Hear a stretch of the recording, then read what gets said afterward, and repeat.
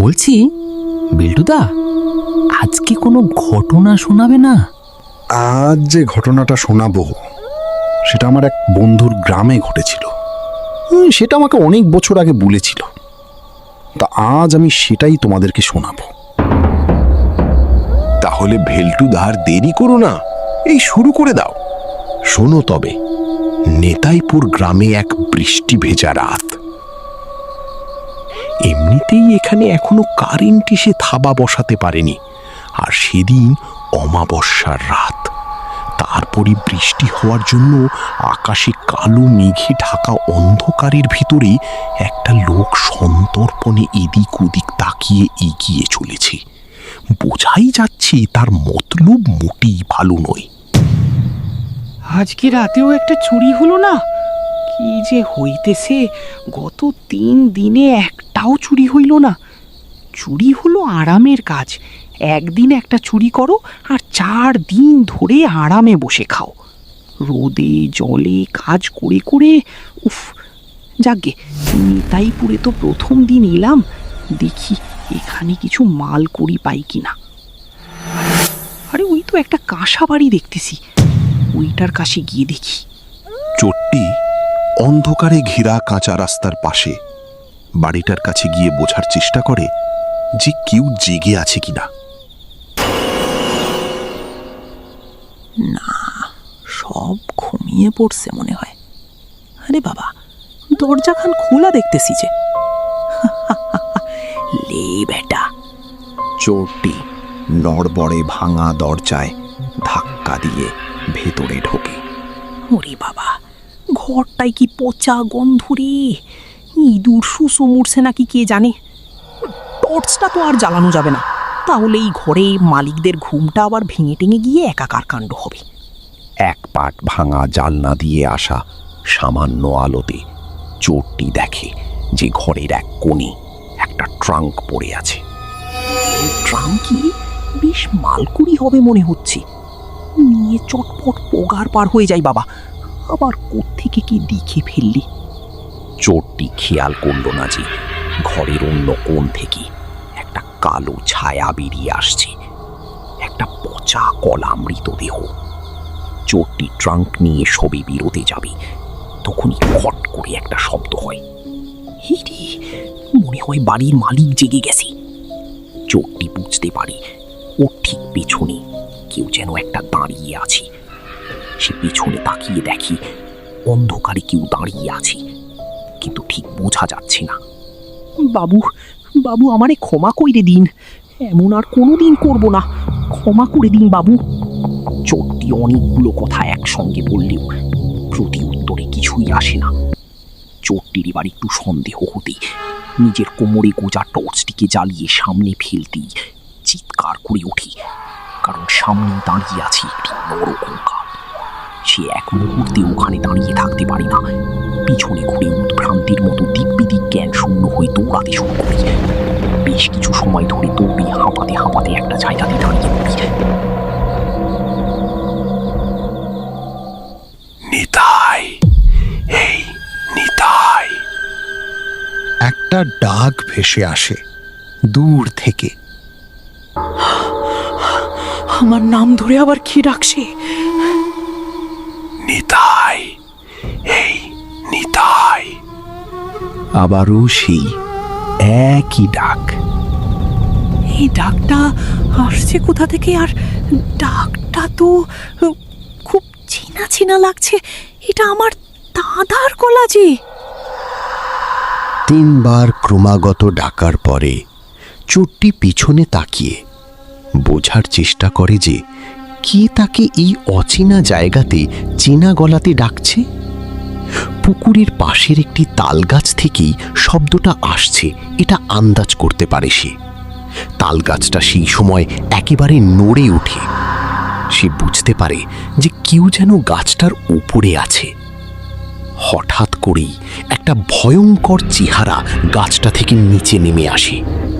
কি ভয়ঙ্কর তার রূপ, চোখে না দেখলে বিশ্বাস করা খুব মুশকিল। ভয়ঙ্কর চেহারাটি চোরটির দাদার গলাতে বলে ওঠে, কে রে নিতাই, ট্রাঙ্কটা ওটা পেলে চলে এলি যে, ওটা নিবি না, ওটা তোর জন্য নিয়ে এসেছি যে। চোরটি মুখে কোনো কথা বলে না, তার মুখ থেকে কোনো কথা তখন বেরোচ্ছে না। কোনো মায়ার জালে যেন আটকে গেছে।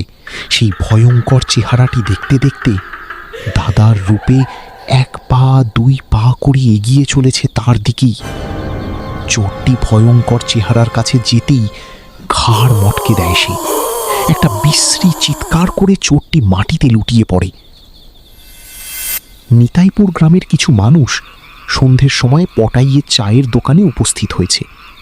কাঁচা রাস্তার এদিক ওদিক বৃষ্টির জল জমে রয়েছে। সামনে ধানের জমি থেকে ভেসে আসছে ব্যাঙেদের ডাক। চায়ের দোকানের এক কোণে জ্বলছে একটা লণ্ঠন। গরম চায়ে চুমুক দিয়ে সনাতন বলে ওঠে, আরে, আমাদের নিদয়পুর গ্রামে এমন একটা ঘটনা ঘটে গেল, কি আর বলি। এই শুনে নিমাই বলে, হ্যাঁ রে, ঠিকই বলেছিস। কালপুকুরের কাছে কালকে পাওয়াই মৃতদেহটা, ওটার কথা বলছিস তো? আরে হ্যাঁ, একদম ওইটার কথাই বলছি। আমাদের এই গ্রামে এমন ঘটনা কোনোদিন আগে তো হয় নাই। আরে বাবা, শুধু কি তাই নাকি? যে মারা গেছিল সে তো আমাদের গ্রামের লোক অব্দি নয় রে। পুলিশ দেখে কইতা ছিল যে ও চোর ছিল, ওর নাম নিতাই। পুলিশ অনেক দিন ধরে ওকে খুঁজছিল, আশেপাশের অনেক গ্রামে চুরি করছে অনেক, আর মরছে অনেক ভয়ানক ভাবে, যেন কেউ ঘাড়খানা ওই পুরোপুরি মুচড়ায়া দিয়েছে। বাপরে বাপ! পুলিশ এইটাও কইতেছিল যে কোনো মানুষের করা এমন কাজ হতেই পারে না, এমনকি কোনো পশুও করতে পারে না। দুজনের কথা শুনে চায়ের দোকানি পটাই বলে ওঠে, আজকে তো তাই সকালে গ্রামে প্রচার হইল, রাতে একা না বাইর হইতে, আর বিশেষ কইরা একা একা। গ্রামের মানুষেরা তো বাড়ি থেকে বেরোতেই ভয় পাছে, আর যত সময় না পশুটা ধরা পড়তেছে। সনাতন, রাত হচ্ছে তো, আর বেশি সময় বাইরে থাকাটা ঠিক হইব না রে। বাড়ি চল, বাড়ি চল। হ্যাঁ হ্যাঁ, তাই চল তাই চল। এই পটাই, তুইও বেশি সময় দোকানটা খুলে রাখিস না, হ্যাঁ? বরং সকাল সকাল খুলে দিবি, তাও ভালো। এখন বাড়ি যা। একদম ঠিক কইছো। এই তো তোমরা গেলেই দোকানে ঝাঁপ ফেলুম। চা শেষ করে সনাতন আর নিমাই যে যার বাড়ি ফেরার পথ ধরল, আর পটাইও উনুনে জল ঢেলে সব জিনিস গোছগাছ করে দোকান বন্ধ করে তাড়াহুড়ো করতে শুরু করলো। নিতাইপুর গ্রাম পুরো অন্ধকারের চাদরে ঢেকে যায়। কয়েকটা কাঁচা ঘরের পুরনো ঘুণে ধরা কাঠের জালনা দিয়ে লণ্ঠনের আলো দেখে তাও যেন বোঝা যায় যে এখানে প্রাণীর অস্তিত্ব এখনো অবশিষ্ট আছে। রাত তখন অনেকটাই গভীর হয়েছিল। বাইরে ঝিরঝির করে বৃষ্টি পড়ছে আর হালকা হাওয়া বইছে। আর এমন সময় সনাতনের বাড়ির দরজাতে ধাক্কা পড়ে। সনাতন, ও সনাতন, ঘুমিয়ে পড়েছ নাকি? এমনভাবে দুবার ডাক দিলেও সনাতনের ঘুম ভাঙে না কিছুতেই, কিন্তু 3 বারের বার এই ডাকটা ভীষণ মায়াবী হয়ে ওঠে। সনাতন, বন্ধু আমার, ওঠো ওঠো। বন্ধু ডাক দিলে কি তাকে ফিরিয়ে দিতে আছে? ও সনাতন! এইবারের আওয়াজে সনাতনের ঘুমটা ভেঙে যায়। ওই ডাকে যেন মৃত মানুষের চিরনিদ্রার ঘুম ভেঙে যেতে পারে, এতটাই দৃঢ়তা তার। আরে আরে, এ তো নিমাইয়ের আওয়াজ মনে হচ্ছে তো। এত রাতে এখন ডাকছে কেন? সনাতন চৌকি ছেড়ে উঠে গিয়ে দরজা খোলে, আর নিমেষে বাইরে যে দাঁড়িয়ে আছে তার চেহারা বদলি হয়ে যায় নিমাইয়ের মতো। এ কি নিমাই, এত রাতে তুমি তুমি এখানে? কোনো বিপদ হলো নাকি? না না না, কোনো বিপদ হয়নি। তোরে ডাকতে আইলাম এই কারণে যে তালপুকুরের কাছে যে তাল গাছটা আছে না, সেখান থেকে তাল পাড়তে যাবি নাকি? আরে একটু আগে যা ঝড় হলো না বাবারে, নিশ্চয়ই অনেক ভালো ভালো তাল পড়েছে। কি? আরে কি কইতাছো? জানোস না গ্রামে কোন সে পশু ঘুরছে? রাতে বাইরে যাওয়াটা ঠিক হইব না রে। দিনেক আগে তুই বলতেছিলি না যে তালপুকুরের কাছে এই তাল পাড়তে যাবি, তাই তো তোর কথা ভেবেই তোকে ডাকতে এলাম রে। এখন তুই যখন বলছিস যাবি না, আর কি বা করুম।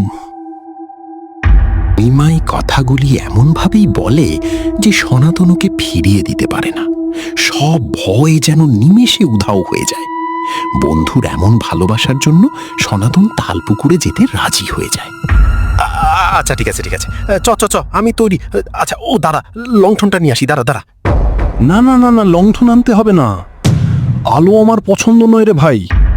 আরে আলো পছন্দ নয়? আরে অন্ধকার রাস্তা দিয়ে অতটা যেতে অসুবিধা হইবে যে। আরে ধুর, আমি তো আগেই যাব, তুই আমার পেছন আসবি, কিচ্ছু হইব না, তোর কিচ্ছু হইব না। সনাতন এই কথাতেও কোনো প্রতিবাদ করতে পারে না। এখন যেন নিমাই যেটাই বলছে সেটাই ঠিক। সনাতন আর নিমাই চলতে শুরু করে তালপুকুরের দিকে। নিমাই বরফে ছদ্মবেশে থাকা ভয়ঙ্কর কেউ। কিছুটা আগেই তার সনাতন চলছে তার পিছু পিছু।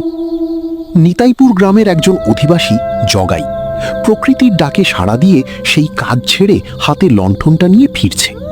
এমন সময় সে দেখে একটা কালো ছায়া, যাকে পরিষ্কার দেখা যাচ্ছে না।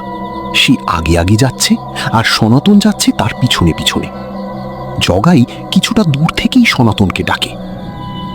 ও সনাতন, এত রাতে ওই তালপুকুরের দিকে কেন যাইতেছ? জানোস না এই রাতে বাইরানো বিপদ আছে? আর সামনে ওটা কি? আরে ও সনাতন। জগাই বলে চললেও সনাতন যেন কিছুই শোনে না, কেবল সামনে তাকিয়ে এগিয়ে যাচ্ছে। সনাতন নিমাই রূপে যে ভয়ঙ্কর কেউ এগিয়ে গেলে জগাই সবাইকে খবর দিতে দৌড়ে যায়। নিমাই আর সনাতন কিছু সময়ের মধ্যেই তালপুকুরের কাছে এসে উপস্থিত হয়। এই তো দেখ সনাতন, বেশ অনেকগুলি তাল পড়ে আছে। আয় আয় আয়, আমার পিছনে আয়। সনাতন তখন কেবল তাই করছে যা নিমাই বলছে। সনাতন নিমাইয়ের পিছনে পুকুরের কচুরিপানার মধ্যে যেতে থাকে। বুক অব্দি জলে সে চলে গেছে।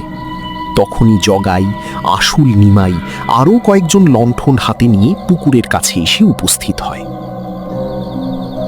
সনাতন, ওরে সনাতন, যাস না রে বাপ, যাস না, মারা পড়বি, যাস না ভাই আমার। ও ভাই, এগোস না রে ভাই, সনাতন মরবি রে ভাই, এগোস না। ঠিক এত সময় পরেই সনাতনের হুঁশ ফেরে। ও দেখল যে ও পুকুরের মাঝখানে, আর ওর সামনে জলের মধ্যে নিমাই নয়, রয়েছে নিতাইপুর গ্রামের মিহুনদা, যার চেহারা ভয়ঙ্কর রূপ নিয়ে নিমেষে অন্ধকারে মিলিয়ে যায়। সবাই ধরাধরি করে সনাতনকে পাড়ে টেনে তোলে আর তারপরই বাড়িতে নিয়ে আসে। সনাতন কিছুটা ধাতস্থ হয়ে সব কথা সবাইকে খুলে বলে। সব শুনে গ্রামের একজন বয়স্ক লোক বলেন, সনাতন, তুমি বড় বাঁচা বেঁচে গেছো বাবা। তোমাকে নিশিতে ধরে নিয়ে গিয়েছিল। নিশি, ও বাবা, নিশি এমন আত্মা যে শোন সিনা কারোর রূপ আর তার গলা করে মনের কথা বুঝতে পারে। কিন্তু তুমি এটাও বললে যে শেষে ওই আত্মা ও নিশির মধ্যে তুমি হেমকে দেখেছ। কিন্তু হেমিন কেন? এর একমাত্র উত্তর পাওয়া যাবে ওর বাড়িতে গেলে। চলো সবাই যাই, এক্ষুনি চলো। কিন্তু এখন ওখানে যাওয়াটা কি ঠিক হবে? এই রহস্যের উত্তর একমাত্র ওখানেই পাওয়া যাবে বাবা। নিমাই, সনাতন, জগাই আর বয়স্ক লোকটি হেমেনের বাড়িতে গিয়ে উপস্থিত হয়। ও বাবা রে বাবা, কি পচা গন্ধ আসছে রে বাবা। হ্যাঁ, কিছু মরছে মনে হয়েছে। বাবারে, কিছু মরছে। ঘরের দরজা খোলাই ছিল। ভিতরে গিয়ে লণ্ঠন ঘরের বাঁদিকে ফেলতেই সকলে আতকে ওঠে। দেখে মেঝেতে একটা ছেঁড়া মাদুরে পড়ে আছে হেমেনের পচা গলা মৃতদেহ। দেখেন, হেমেন মরে পড়ে আছে। আমরা তো জানতেও পারিনি এমন করুণ অবস্থা হলো কি করে ওর। ঠিক এমনই সময় একটা কালো ছায়া ঘরের ভেতরে আসে। হালকা আলোতে সকলে দেখতে পায় এই তো হেমেন। সবাই ভয়ে পিছনে সরলেও বয়স্ক লোকটি কিন্তু সরে না। সে হেমিনকে দেখে মোটেই ভয় পায় না। হেমিন, তুমি সনাতনকে কেন মারতে চাইছিলে বলো তো? আর তোমার এমন হলো কি করি? ও আমার শেষ উপার্জনটুকু কেড়ে নিয়ে আমাকে মৃত্যুর মুখে ফেলেই চলে গেছিল। তাকে মারতে চাইবো না তো কাকে মারতে চাইবো আমি? জিজ্ঞাসা করো ওকে, আমি ঠিক করিনি। সবাই জিজ্ঞাসা চোখে সনাতনের দিকে তাকায়। আজকে শহর থেকে ফিরতে অনেক রাত হয়ে গেল। গ্রামের পেছন দিয়ে চলে যাই, বরং তাড়াতাড়ি বাড়ি পৌঁছে যাব। এ কি, হেমেন্দার বাড়ি থেকে গো গা শব্দ বেশি আসছে কেন? দেখি তো, দেখি দেখি দেখি।